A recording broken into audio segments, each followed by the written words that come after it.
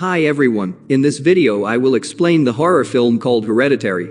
Hereditary is an American supernatural horror film released on 8 June 2018. The story of this horror film begins with the death of Grandma Lee. Annie and her family are preparing to attend the funeral of Annie's mother Lee. Annie is a miniature artist. She lives with her husband, Steve, and their two children, 16-year-old son Peter and 13-year-old daughter Charlie. But Charlie seems to be a strange girl.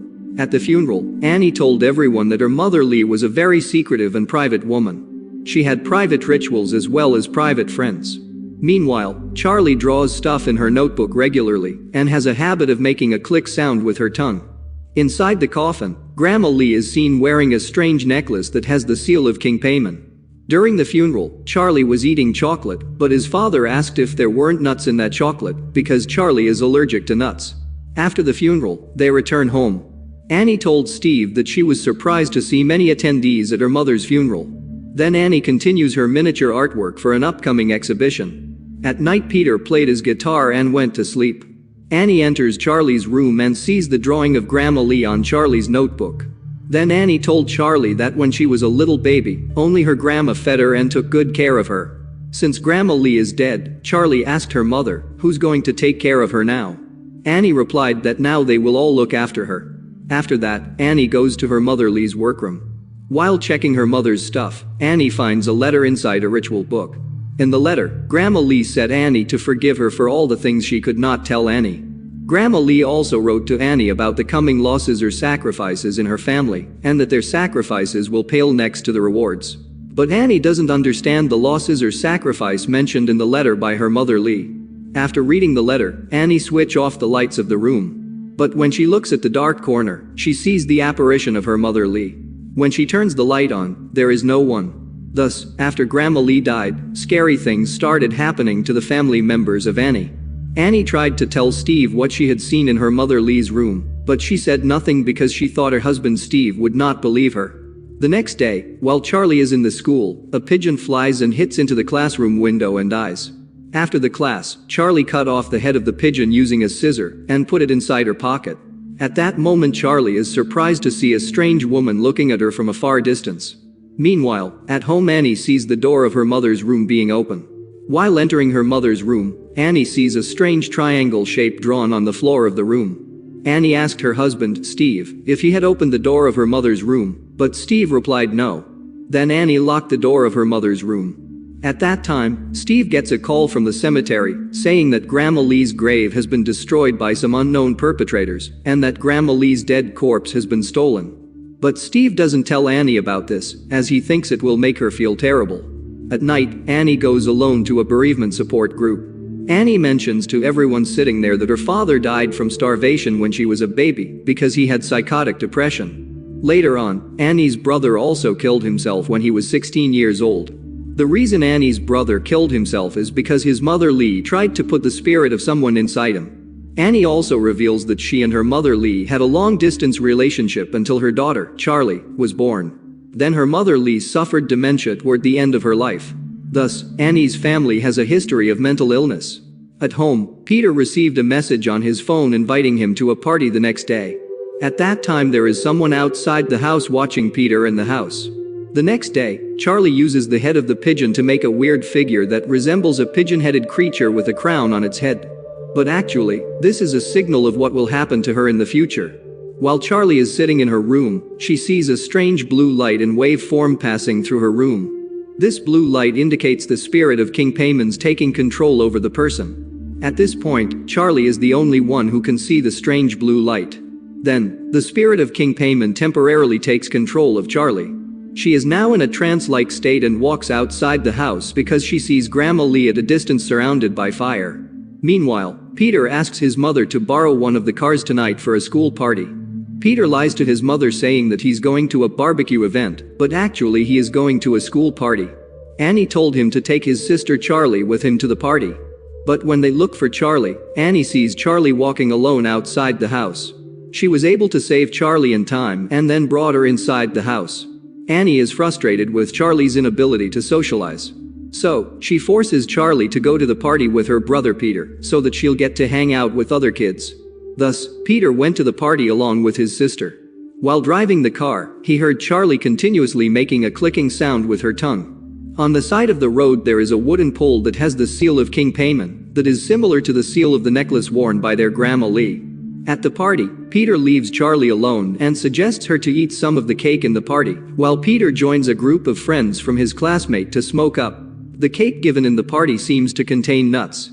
Since Charlie is allergic to nuts, after she eats a piece of the cake containing the nuts, her throat swells up, making it difficult for her to breathe. Then Peter rushes out with her from the party and drives her towards a hospital. As Peter drives Charlie to the hospital, Charlie is struggling to breathe for air. So, Charlie sticks her head out of the window in an attempt to get some air into her lungs. While driving very fast, Peter sees a dead deer lying on the road. He tried to avoid hitting the dead deer, but it resulted in him losing control of the car. Just then Charlie's head is smashed into a wooden pole on the side of the road. Charlie's head is cut off from her body. Peter is in shock, and he realizes what has happened. He drives home with Charlie's headless body in the back seat of the car, and leaves Charlie's head on the road. After reaching home, he parks the car, goes up to his room, and lies down on his bed in disbelief.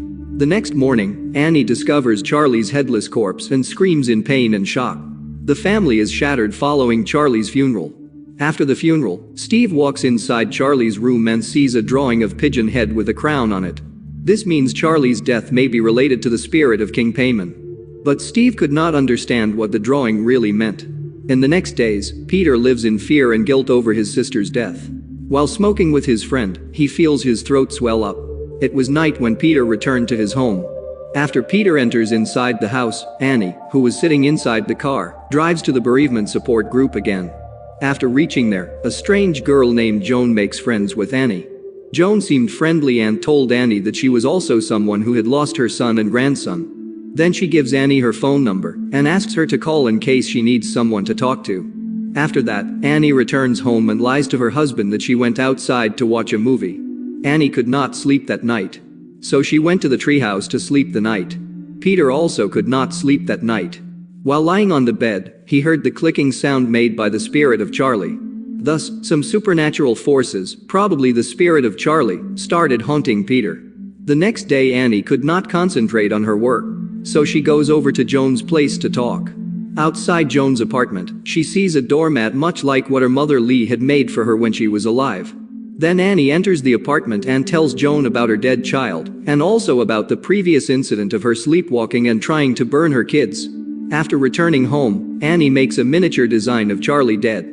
But Steve doesn't like the idea because it would hurt Peter's feelings.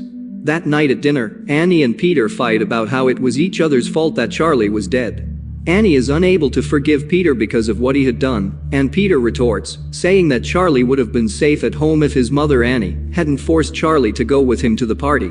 Thus Annie becomes bitter and resentful toward Peter, and Steve tries to calm and bring peace between them. The next day, Annie went to a store to buy some items. Outside the store, she meets with Joan again. Joan tells about a person who enabled her to talk to the spirit of her dead grandson. Later she takes Annie back to her apartment. Then Joan performs a seance to communicate with the spirit of her grandson. Then the glass on the table starts moving by itself. Joan acts like she's talking to the spirit of her grandson. But in reality, this is the spirit of King Payman. Joan gives the spell that is used to communicate with the spirit to Annie. Annie goes back home believing that she can also communicate with the spirit of her daughter Charlie. But the spell she has is meant to enable the spirit of King Payman to enter their home. At night, Annie has a nightmare where she sees Peter lying on the bed and being eaten by ants. The dream continues to reveal how Annie never wanted to have her first child, Peter, and tried to miscarry, but nothing worked. Then both of them are poured with thinner and burned with fire. Then Annie wakes up from her sleep. But actually Annie wasn't trying to kill her son, she was trying to save him because her subconscious knew that her kids were in danger. And that there is no real way of saving them. This is why, in her sleep, Annie tries to set her kids on fire. After Annie wakes up from her sleep, she tries the spell she got from Joan to communicate with the spirit of Charlie. Then she wakes both Steve and Peter up and takes them to the living room. She convinces Peter and Steve to witness the seance to communicate with the spirit of Charlie. As they begin the seance, some objects begin to move and smash inside the room. Then the glass on the table started moving by itself, and the candle blew out the flame by itself. Later, Annie is possessed and speaks in Charlie's voice until Steve throws water on her. The next day, while Peter is sitting in his classroom, he sees the same blue light that Charlie saw earlier. The strange blue light around Peter indicates that the spirit of King Payman is now able to take control of him. Peter also sees his own reflection smiling at him in a creepy way. Then he starts hearing the clicking sound made by Charlie. He got scared and walked out of the classroom. Steve calls to Annie and blames Annie for everything that is happening to Peter. So Annie got angry and destroyed all her miniature work.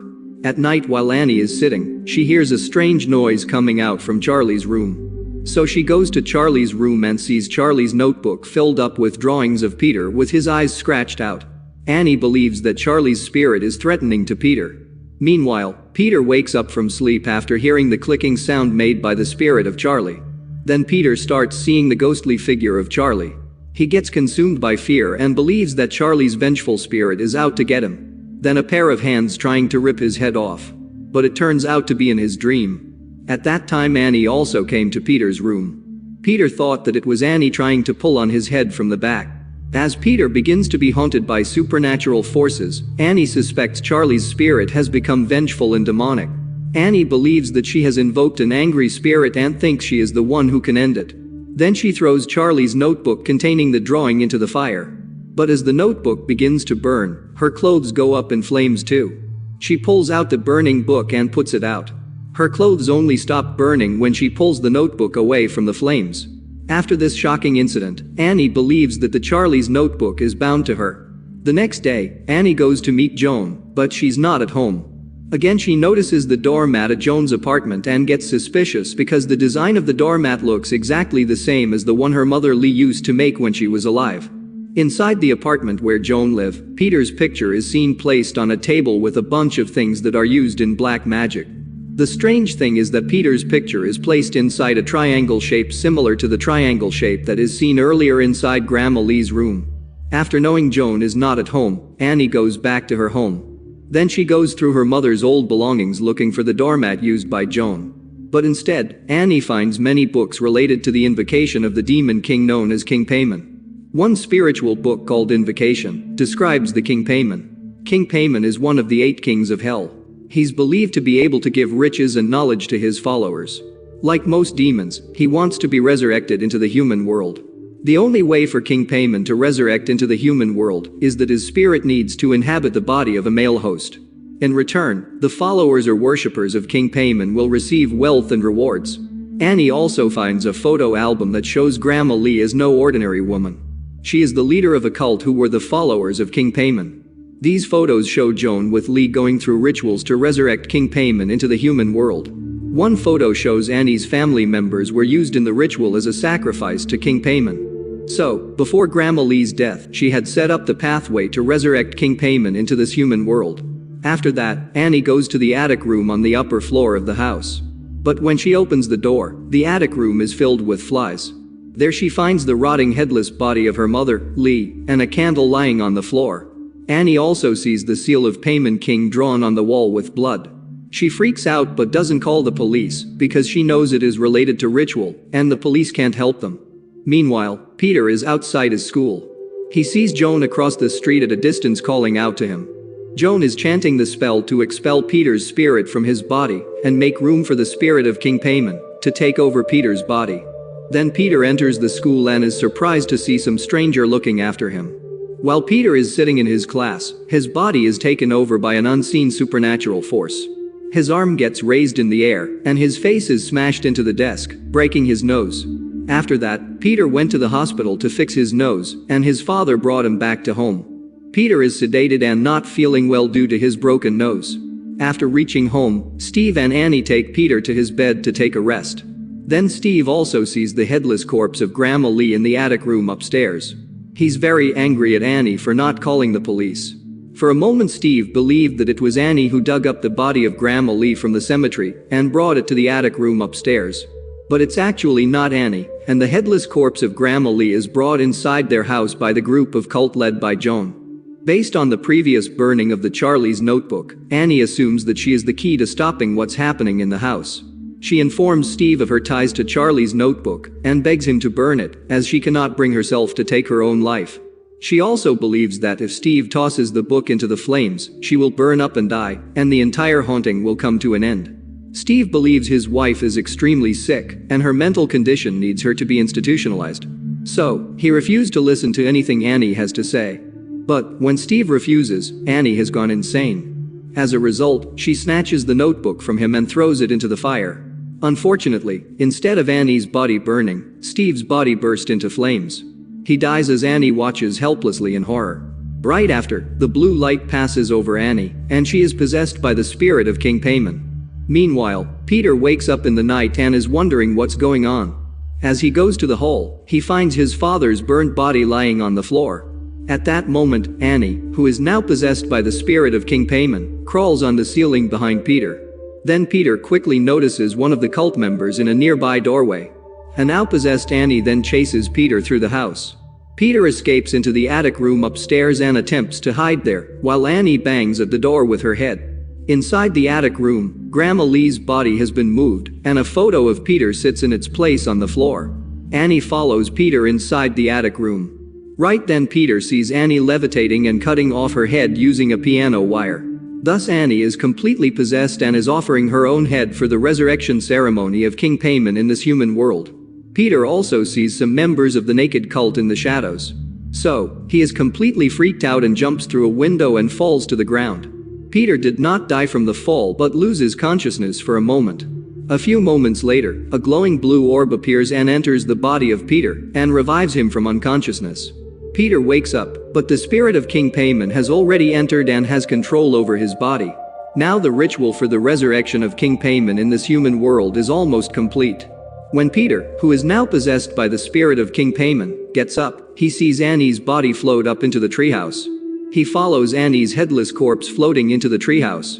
After entering the treehouse, he sees all the members of the cult along with the two headless corpses of Grandma Lee and Annie, bowing and worshipping to a large wooden figurine with Charlie's severed head mounted on top with a crown. Right next to the figurine, Peter sees a picture of Grandma Lee with text written as Queen Lee. As the Queen, Grandma Lee is the one who is heading the cult and the followers of King Payman, with the simple objective of bringing him into the human world by offering the body of a male who is a direct blood relative of hers. Joan approaches Peter and puts a crown on the head of Peter and declares that he is Payman, one of the 8 kings of hell. Then all the members of the cult welcome King Payman into the human world. This horror movie, Hereditary, ends with the successful resurrection of King Payman in this human world, while the poor family members of Annie are sacrificed.